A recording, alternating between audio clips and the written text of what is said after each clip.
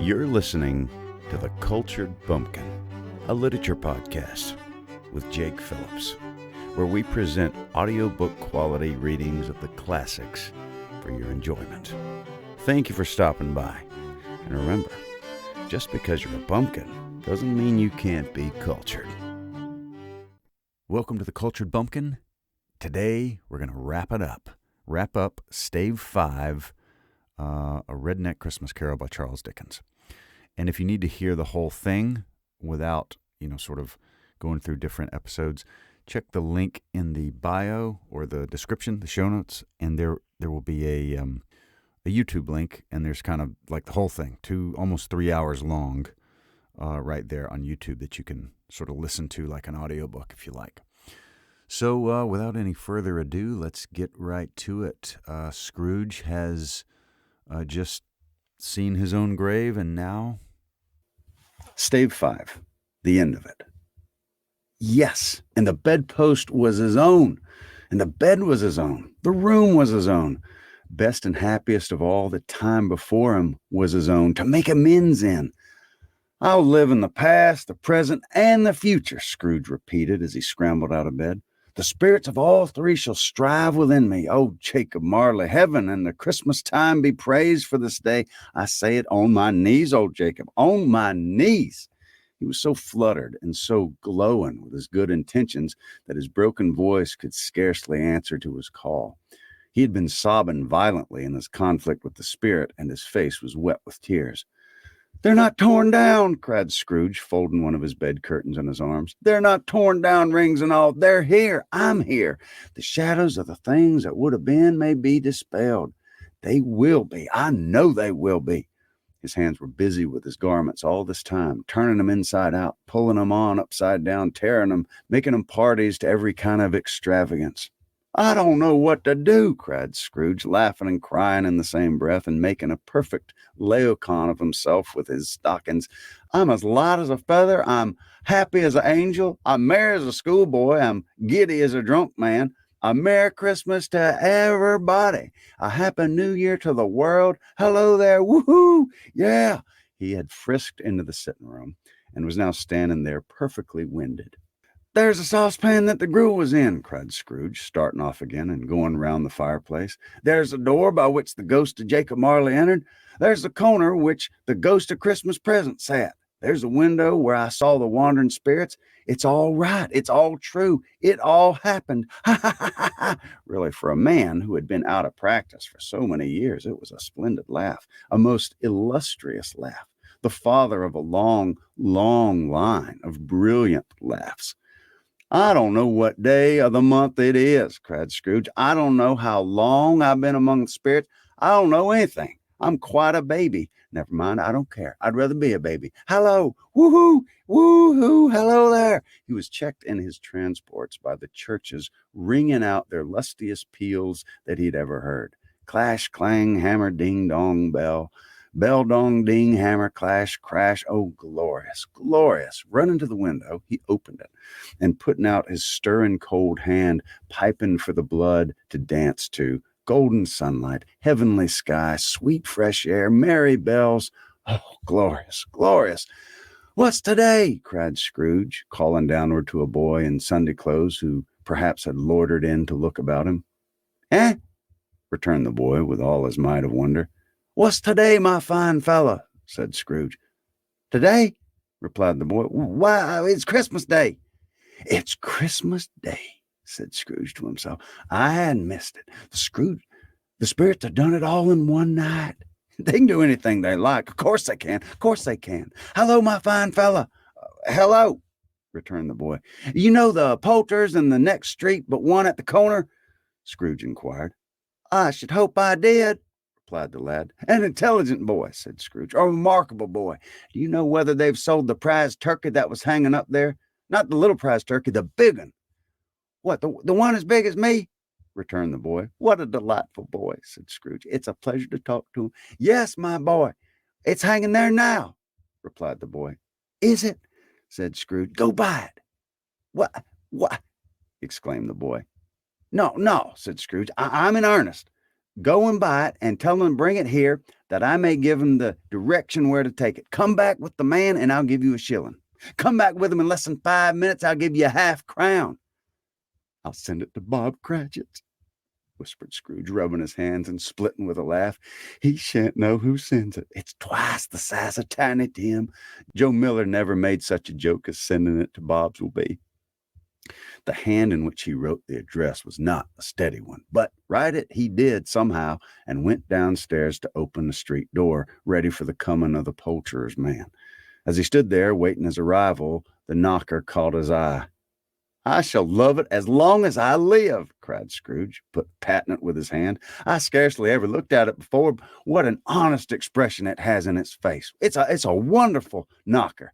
Here's the turkey. Hello, whoo, how are you? Merry Christmas.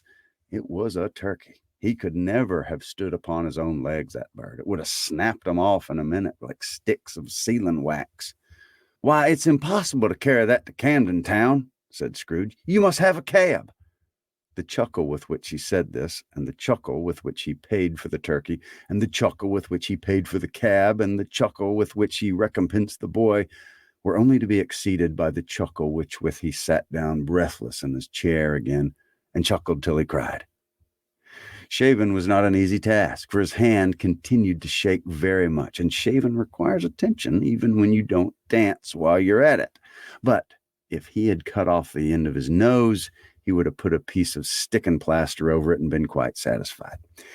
He dressed himself all in his best, and at last got into the streets. The people were by this time pouring forth, and as he had seen him with the ghost of Christmas present and walking with his hands behind him, Scrooge regarded everyone with a delighted smile.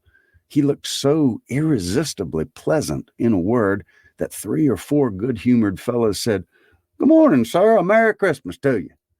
And Scrooge said often afterwards that of all the blithe sounds he had ever heard, those were the blithest in his ears. He had not gone far when, coming on towards him, he beheld the portly gentleman who had walked into his counting-house the day before, and said, "Scrooge and Marley's, I believe." It sent a pang across his heart to think how this old gentleman would look upon him when they met, but he knew what path lay straight before him, and he took it. "My dear sir," said Scrooge, quickening his pace and taking the old gentleman by both hands, "how do you do? I hope you succeeded yesterday. It was very kind of you. A Merry Christmas to you, sir." "Mr. Scrooge?" "Yes," said Scrooge, "that's my name, and I fear it may not be pleasant to you. Allow me to ask your pardon, and will you have the goodness—" Here Scrooge whispered in his ear. "Lord bless me!" cried the gentleman, as if his breath were gone. "My dear Mr. Scrooge, are you serious?" "If you please," said Scrooge, "not a farthing less. A great many back payments are included in it, I assure you. Will you do me that favor?" "My dear sir," said the other, shaking hands with him, "I don't know what to say. I don't know—" "Well, don't say anything," retorted Scrooge. "Come and see me, will you? Will you come and see me?" "I will," cried the old man, and it was clear he meant to do it. "Thank you," said Scrooge. "I'm much obliged to you. I thank you 50 times. Bless you." He went to church and walked about the streets and watched the people hurrying to and fro, and patted children on the head and questioned beggars, and looked down into the kitchens of the houses and up into the windows, and found that everything could yield him pleasure. He had never dreamed that anything could give him so much happiness. In the afternoon, he turned his steps towards his nephew's house. He passed the door a dozen times before he had the courage to go up and knock, but he made a dash and did it. "Is your master at home, my dear?" said Scrooge to the girl. Nice girl, very. "Yes, sir." "Where is he, my love?" said Scrooge. "He's in the dining room, sir, along with the mistress. I'll show you upstairs, if you please." "Thank you. He knows me," said Scrooge, with his hand already on the dining room lock. "I'll go in here, my dear." He turned it gently and sidled his face in round the door.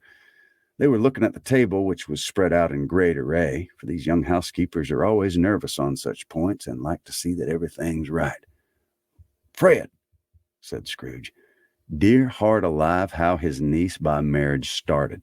Scrooge had forgotten for the moment about her sitting in the corner with the footstool, or he wouldn't have done it on any account. Why, bless my soul, cried Fred. Who's that? It's I, your Uncle Scrooge. I've come to dinner. Would you let me in, Fred? Let him in? It's a mercy he didn't shake his arm off.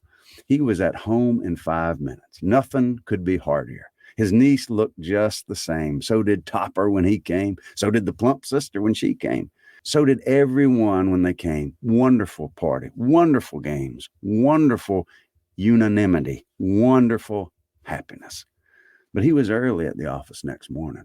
Oh, he was early there. If he could only be there first and catch Bob Cratchit coming in late, that was the best thing he had set his heart upon. And he did.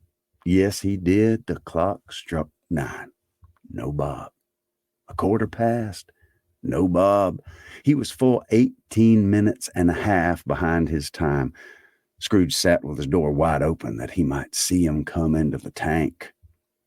His hat was off before he opened the door. His comforter, too. He was on a stool in a jiffy, driving away with his pen as if he were trying to overtake 9 o'clock. "Hello," growled Scrooge in his accustomed voice, as near as he could feign it. "What do you mean by coming in here at this time of the day?" "I'm very sorry, sir," said Bob. "I'm behind on my time." "You are?"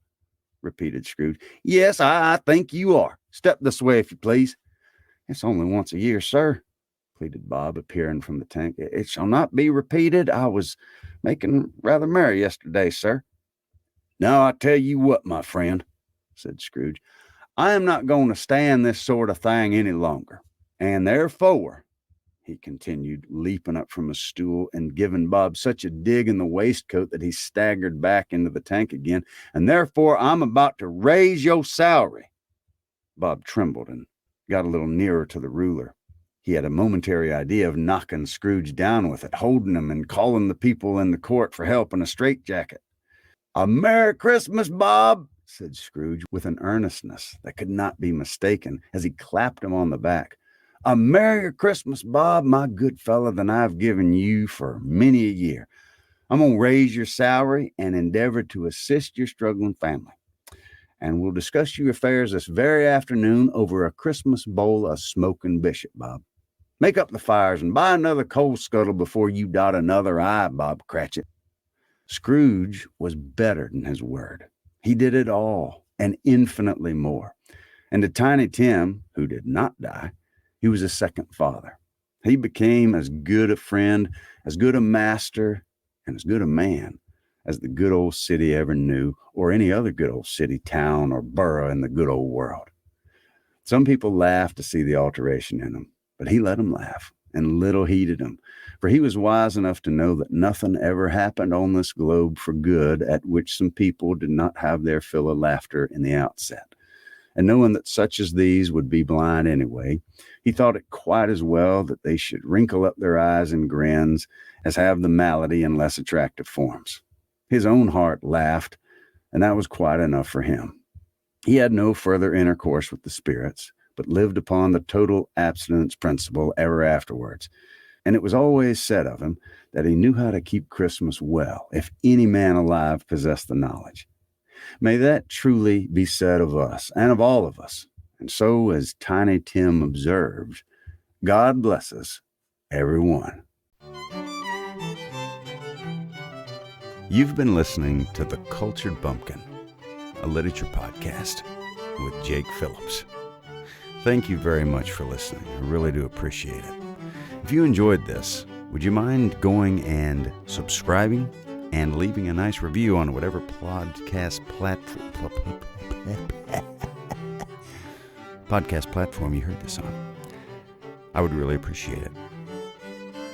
Thank you very much for listening, and we'll see you next time.